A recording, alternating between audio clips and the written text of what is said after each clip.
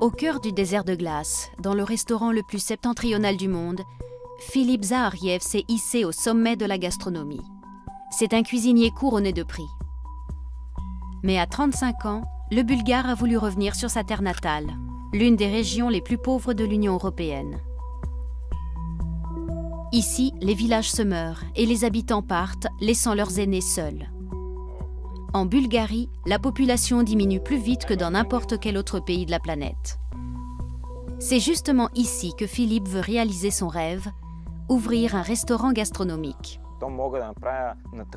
Si j'ai pu créer le meilleur restaurant de Norvège dans un endroit aussi reculé, pourquoi je n'y arriverai pas chez moi? Ce village n'offre pas moins de possibilités que le Spitsberg.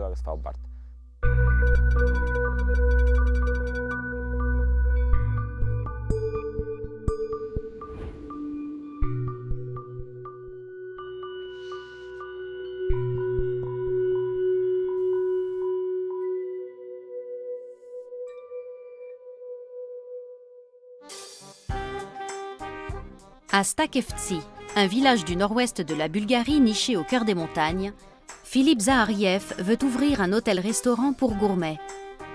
Il a souscrit un prêt bancaire pour acheter les locaux. L'établissement devrait être ouvert depuis longtemps, mais les problèmes s'accumulent, notamment au niveau de l'aménagement intérieur. La décoratrice israélienne Efrat Lozanov est venue aider Philippe. Elle est mariée à un Bulgare et vit dans la région depuis 7 ans.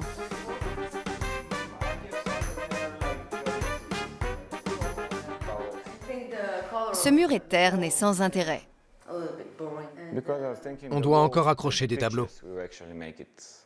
Avec des miroirs, ça paraîtrait plus grand.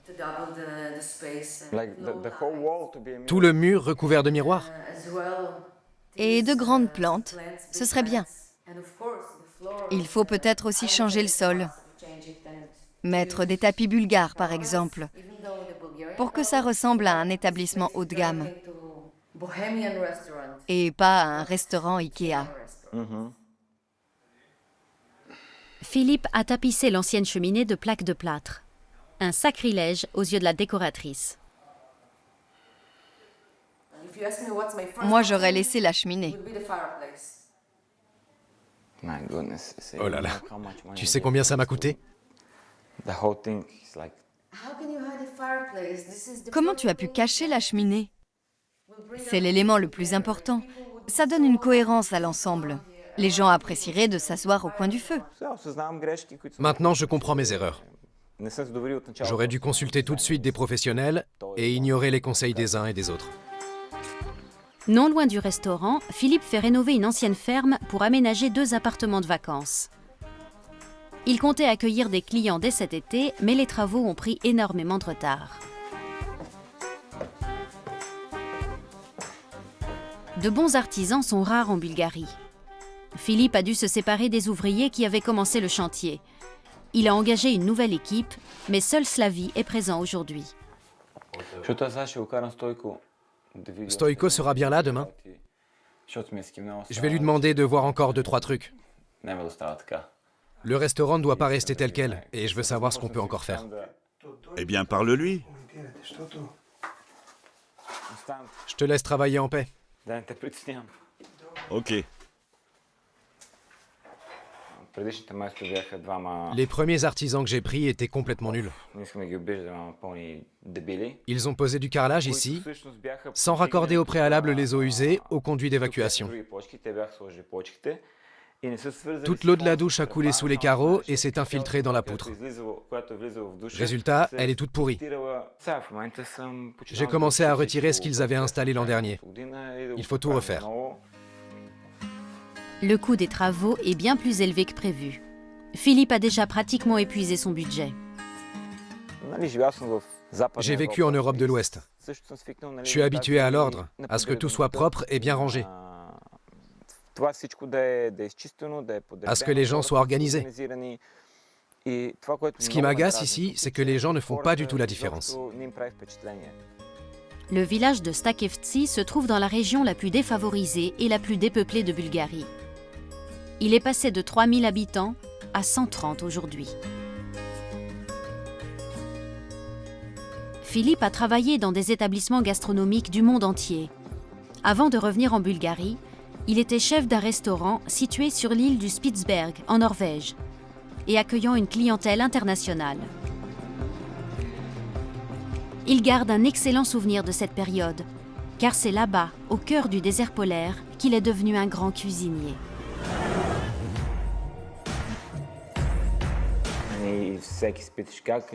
Tout le monde se demandait comment c'était possible de tenir un restaurant dans un milieu aussi impraticable. Fallait être fou et faire preuve d'une grande créativité. Même la famille royale de Norvège est venue 2 fois. Je me suis dit, si j'ai pu réussir dans un endroit aussi reculé et créer le meilleur restaurant de Norvège, pourquoi je n'y arriverai pas dans mon pays?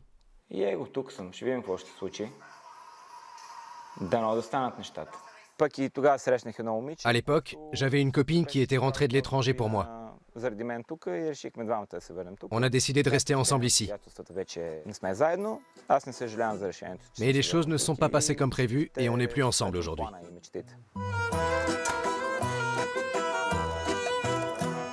L'après-midi, Philippe s'affaire dans sa cuisine flambant neuve qu'il a fini d'aménager il y a quelques jours seulement. C'est la première fois que je fais à manger dans cette cuisine. Malheureusement, pas encore pour des clients, mais pour des proches. C'est l'anniversaire d'un ami aujourd'hui, et on va le fêter ici. C'est aussi l'occasion de tester la cuisine. En ce moment, je prépare un filet mignon de porc classique, avec des cèpes frais qui ont été cueillis dans la forêt près d'ici. Dans mon restaurant, on privilégiera les circuits courts et les produits qui viennent des environs. Mais je les accommoderai à ma manière. Je veux mélanger les cultures, les styles. Ça va être quelque chose. Philippe a prévu un repas en 3 services pour ses amis. Plus tard, dans son établissement, il servira des menus de 7 à 10 plats. Il espère pouvoir enfin ouvrir à l'automne. C'est la limite à ne pas dépasser pour cette année, car l'hiver ne se prête pas au lancement d'un restaurant. Mais Philippe joue de malchance. Voilà que la hotte ne fonctionne pas. C'est un des équipements indispensables de la cuisine. Le plafond est assez bas, alors sans aspiration, ça risque d'être vraiment irrespirable. Je pense qu'il y a quand même 2-3 détails à revoir. D'où l'importance de ce genre de test avec des amis. Les invités commencent à arriver. La salle de restaurant n'est pas encore finie, alors Philippe a décidé d'installer la table dans le jardin.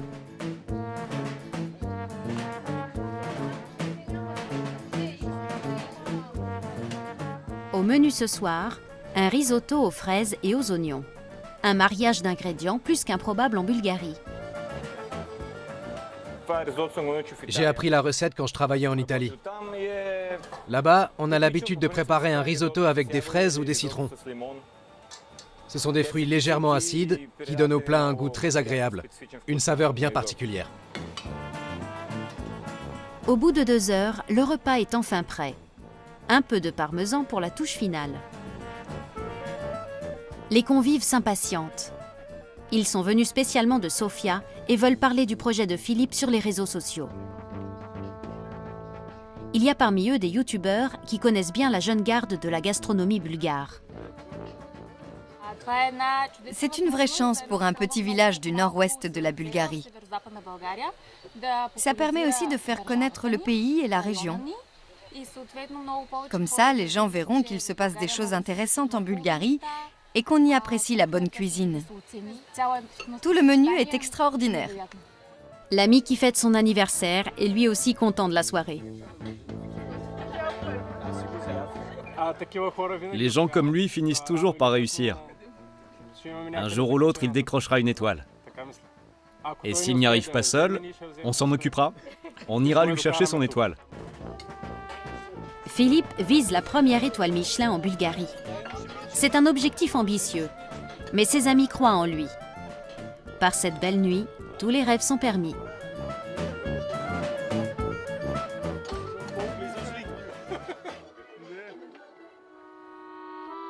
Le lendemain matin, aucun des nombreux problèmes n'est réglé. Mais Philippe a besoin de faire une pause. Passionné de photos, il s'intéresse tout particulièrement aux villages abandonnés de la région. Ici, une mosquée en ruine.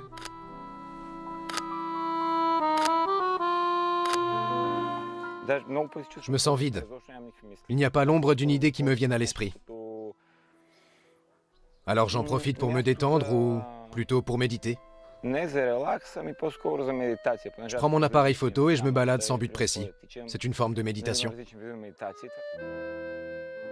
La Bulgarie est l'un des pays au monde qui connaît le plus fort exode.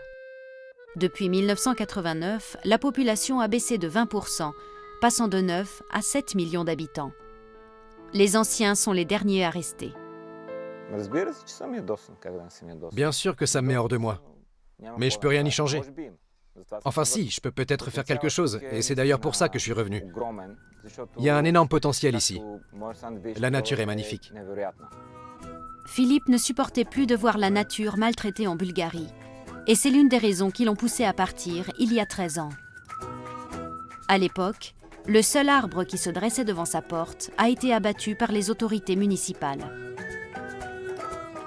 Je me suis dit, allez au diable. Je ne veux plus vivre dans cette bêtise ambiante. C'est la goutte d'eau qui a fait déborder le vase. J'ai tout fait pour partir et j'ai trouvé un travail en Finlande.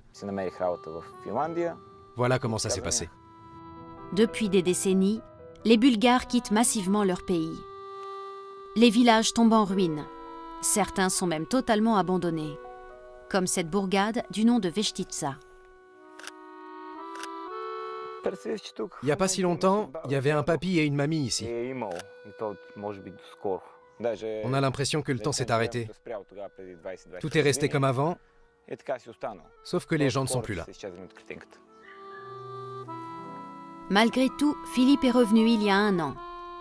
Il a quitté la riche Scandinavie pour le pays le plus pauvre de l'Union européenne.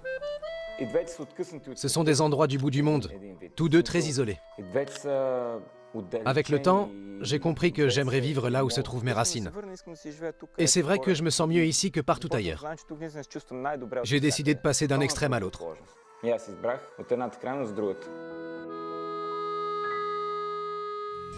À 1 heure de route plus au nord, le Danube marque la frontière avec la Roumanie. Il y a 8 ans, le pont de la Nouvelle Europe a été inauguré ici. C'est un projet de plusieurs millions d'euros visant à relier la région à l'Union européenne et à stimuler l'économie. Yavor Yanev et Pantalei Georgiev sont pêcheurs et comme tant d'autres, ils plaçaient de grands espoirs dans ce pont. Ça a été utile pour se faire des amis, mais pas pour le travail. On le passe pour aller en Roumanie, boire de la bière, manger un kebab et retrouver des amis. On va aussi au marché pour acheter des tomates parce qu'elles coûtent moins cher. C'est tout. Pantalei est retraité. Autrefois, il travaillait dans une mine des environs. Avant, il y avait 800 hommes qui travaillaient là-bas.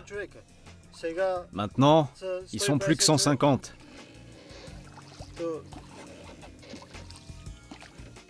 Un tas d'industries étaient implantées à Vidin, le chef-lieu de la province. Des usines chimiques, par exemple. Aujourd'hui, il n'en reste plus rien. Pantalei pêche pour arrondir ses fins de mois.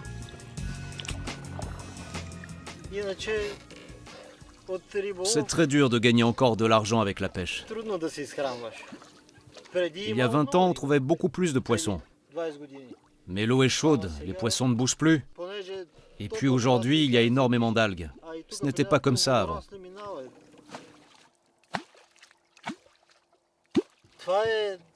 C'est pour le silure.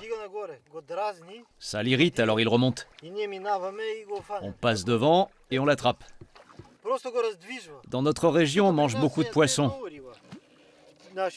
Il y a un poissonnier à Vidin.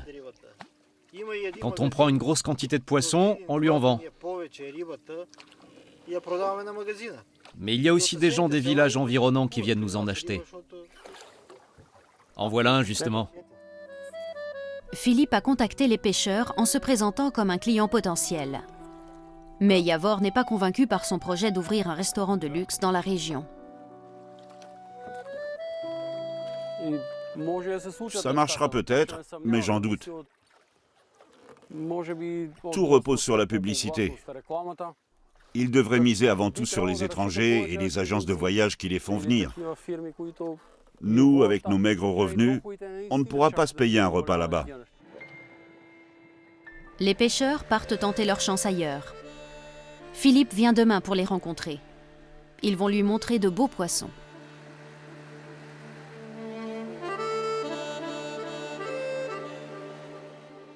« 10 heures du matin. Philippe arrive à Kochava, un village de pêcheurs.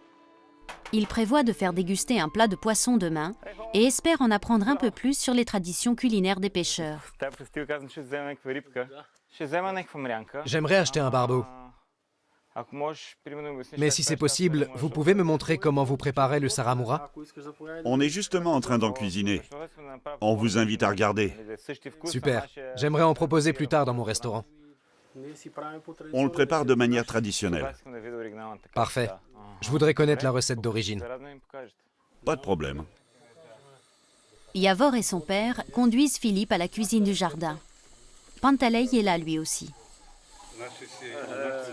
On fait d'abord frire le poisson pour la soupe. C'est la friture qui donne le goût? Absolument. Il faut le faire frire sur une plaque en tôle? On peut aussi le cuire au barbecue, mais il n'aura pas le même goût. Le poisson est frit sur du sel chaud. C'est le secret du saramura, la soupe de poisson traditionnelle dans la région du Danube.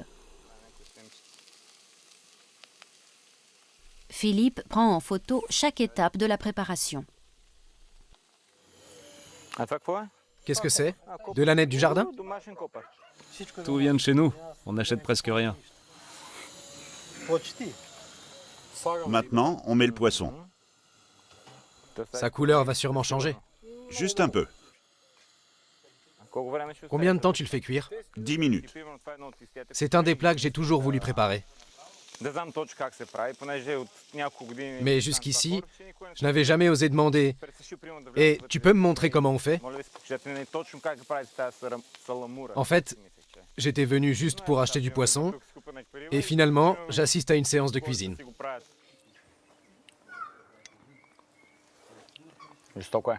C'est excellent. Demain, ce sera encore meilleur si les ingrédients se rencontrent, se parlent et deviennent amis.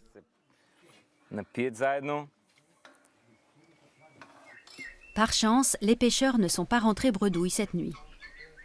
Yavor propose une carpe et un barbeau à Philippe. Je prends celui-ci. Non, les deux. Bien. On les emballe dans un sac.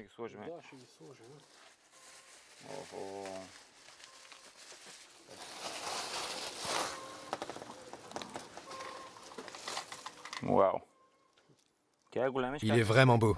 Je croyais que les barbeaux étaient plus petits. Il est énorme, non? Un barbeau peut faire 5-6 kilos. On a 2,5 kg.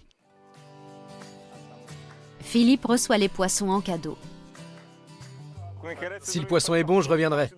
Vous êtes toujours le bienvenu. Philippe doit reprendre la route. Le temps presse. Il a encore un rendez-vous important en début d'après-midi.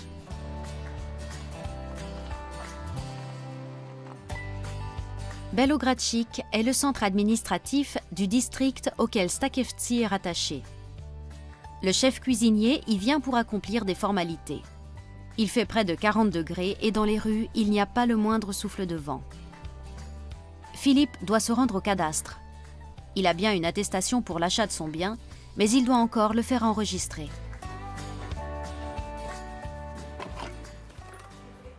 Bonjour. J'aurais quelques questions. Entrez. Je m'appelle Philippe. Je voudrais ouvrir un restaurant à Stakevci et j'ai besoin d'un plan cadastral. Vous pouvez m'aider? On n'a pas de plan cadastral de Stakevci, juste un plan d'aménagement. Ok. Encore une question. Comment obtenir le justificatif prouvant que les locaux sont classés comme restaurants? Vous devez fournir les pièces nécessaires sur l'usage de votre bien. D'accord. Pour cela, Philippe doit savoir si son bien figure sur l'ancienne carte. Je suis juste à côté de la poste. La poste est là. Alors je suis ici. Mes maisons, elles sont là. Si vous faites la demande, inscrivez ce numéro. 229 ou 228. 228 et 229. Ok, j'ai compris. Merci.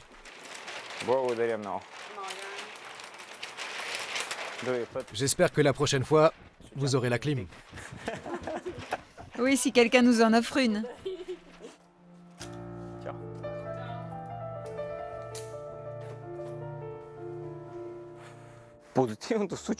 Jusqu'ici, personne ne m'a demandé de pot de vin.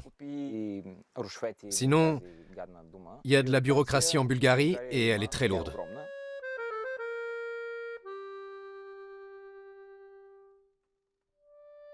Retour à Stakevci. Ivanka Petrakieva vit ici depuis 60 ans. Philippe est son nouveau voisin. Elle se souvient encore du temps où le village était plein de vie. Tous les dimanches, on dansait notre danse folklorique, le horo. C'était formidable. Je ne sais pas ce qui s'est passé ensuite. La démocratie est arrivée, les enfants sont partis, il n'y a plus de travail et ça a été la fin de tout. Autrefois, Ivanka préparait tous les jours une banitsa, une galette composée d'une fine pâte et d'une farce. Ici, des œufs et du fromage de chèvre frais. C'est pour mon petit déjeuner.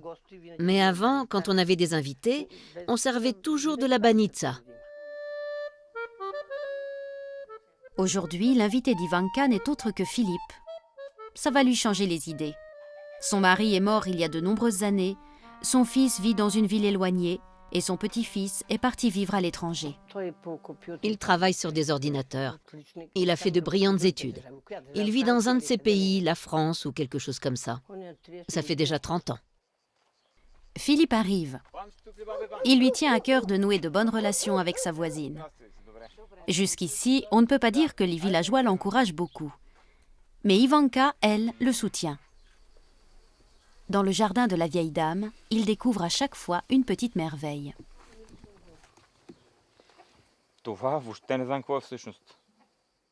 Je ne sais pas ce que c'est, mais j'adore. Tant mieux. C'est quoi? Je ne sais pas comment ça s'appelle. C'est super bon. Ce sont des concombres. Absolument. Ce sont des fleurs de concombre. Oui. On peut faire de la confiture avec. Je l'ai vu à la télé. Délicieux. Je ferai une belle salade avec. J'en prends quelques-unes. C'est la saison des concombres.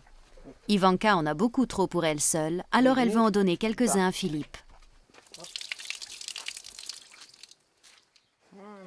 Ça suffit. Attends, ce n'est pas assez. On dirait qu'il fait 50 degrés. Il fait très chaud. Ivanka ne veut pas le contredire. Elle a rarement l'occasion de gâter quelqu'un. Son fils ne vient la voir qu'une fois par an, pour son anniversaire. Bon, Ivanka, à bientôt. Au revoir, porte-toi bien.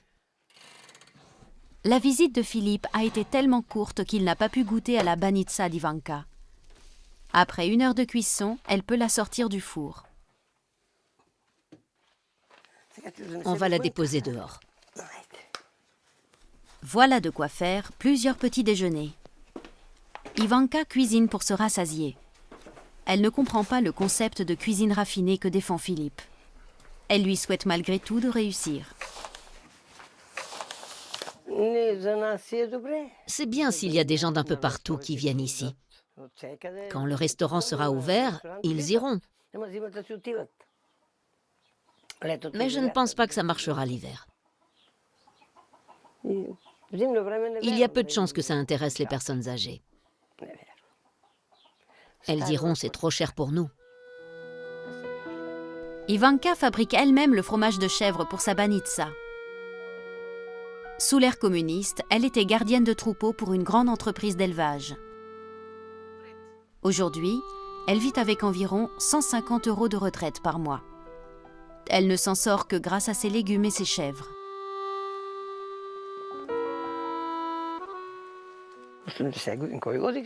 Est-ce qu'il y a encore des vieilles dames qui marchent comme moi à 80 ans?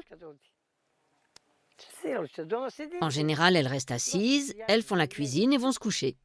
Moi, je bouge. Je monte dans les montagnes. Mais les forces d'Ivanka déclinent. Elle commence à se sentir trop faible pour s'occuper de ses chèvres. Ce sera un crève-cœur si je dois les tuer. Elles abattent beaucoup de travail. Dans tout le village, il ne reste plus que 10 chèvres, un âne et un cheval.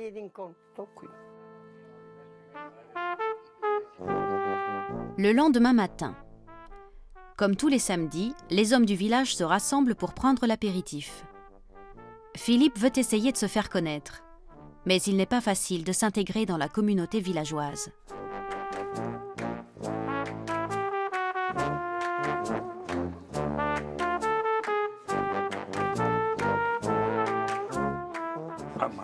C'est la première fois que je suis assis à table avec lui. C'est un étranger pour nous. Moi, je suis d'ici. Lui, je le connais. Lui aussi, lui aussi. Le vieil homme compte même un immigré dans le lot. Ce dernier vit au village depuis plus longtemps que Philippe, et il a réussi à se faire accepter des habitants, même s'il ne parle pas encore le bulgare. Kevin est britannique. Vous voulez ouvrir un restaurant? Il sera bientôt prêt. Expliquez-moi. J'ai travaillé comme chef cuisinier pendant de nombreuses années. 18 ans exactement. Maintenant, je suis de retour au pays. Je voulais pas m'installer à Vidin parce que c'est une ville. Vous êtes originaire de Stakevci? Non, de Vidin. Mais j'ai découvert ce village il y a 2 ans. Moi, je l'ai découvert il y a 5 ans et j'en suis tombé amoureux. Ça se comprend. Quand on boit un café ici le matin et qu'on voit ce paysage, j'ai pensé que ce village avait besoin d'un restaurant. Peut-être pas pour les habitants, parce qu'ils ne peuvent pas apprécier, mais pour tous les touristes qui viennent à Belogradchik. Si on ne fait rien, ce village connaîtra le même sort que beaucoup d'autres villages de Bulgarie. Il mourra. On a besoin d'un projet comme celui-ci et de bien d'autres choses encore pour le maintenir en vie. On n'a pas de médecin, ni de police. C'est n'importe quoi ici. Les habitants ne voudront pas de sa cuisine. Est-ce qu'il va payer ses impôts ici? Le cuisinier n'est pas spécialement bien accueilli par certains hommes du village.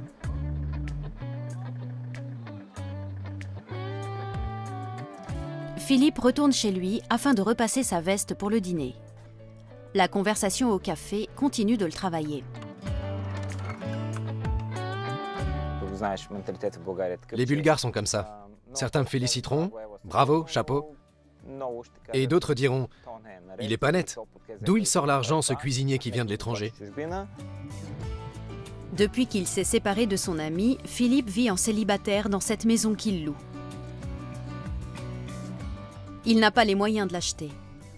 Ses parents, tous deux ouvriers à l'usine, habitent dans un village éloigné. Philippe est souvent seul.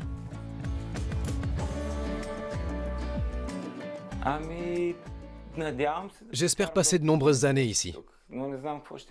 Mais qui sait ce qui peut encore me passer par la tête?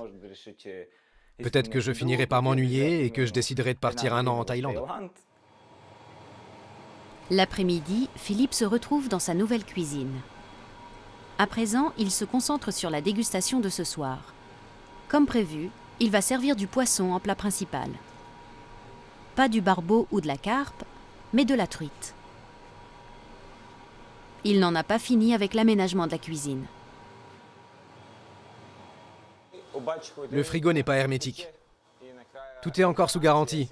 C'est flambant neuf. S'il ne m'envoie pas un réparateur, je vais péter un câble. Avec les concombres d'Ivanka, Philippe veut créer une sauce originale pour accompagner le poisson. Et en entrée, il servira à nouveau une soupe de champignons. Soupe crémeuse au cèpe. Je la sers avec des cœurs de poulet et un peu de fromage à pâte dure. C'est ma propre recette.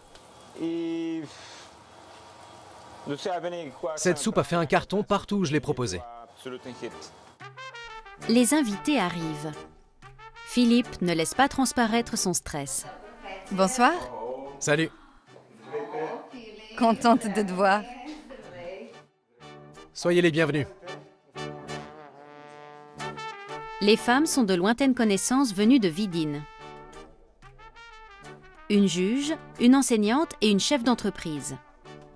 Philippe veut présenter sa cuisine à une clientèle locale aisée et voir comment elle réagit.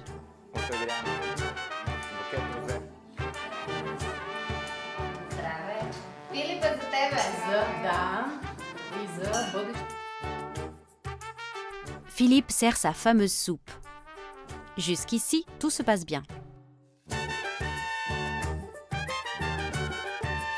Puis vient le plat principal. Là encore, c'est un succès. La sauce au concombre plaît tout particulièrement. Comment tu l'as préparée? Je l'ai cuit au four et j'ai ajouté un peu de sucre et de sel. Il ne va pas nous dévoiler ses secrets. Ça n'a pas le goût de poisson. C'est dû aux ingrédients.